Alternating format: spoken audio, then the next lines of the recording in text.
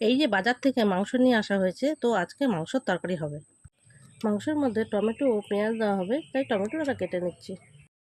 এবার পেঁয়াজগুলোও কেটে নিচ্ছি। এই যে টমেটো পেঁয়াজ কাটা হয়ে গেছে। এখানে আছে আদা, পেঁয়াজ, রসুন, লঙ্কা।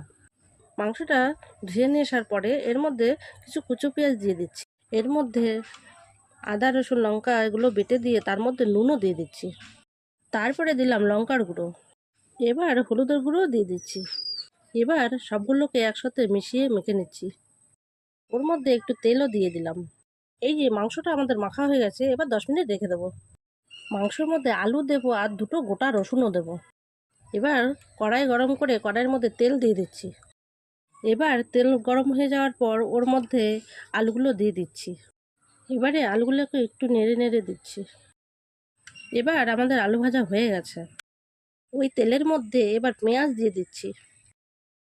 পেঁয়াজগুলো নেড়ে নেওয়ার পর এবার টমেটোগুলো দিয়ে দিচ্ছি। এবারে ওই মাখা মাংসগুলোকে এর মধ্যে দিয়ে দিচ্ছি।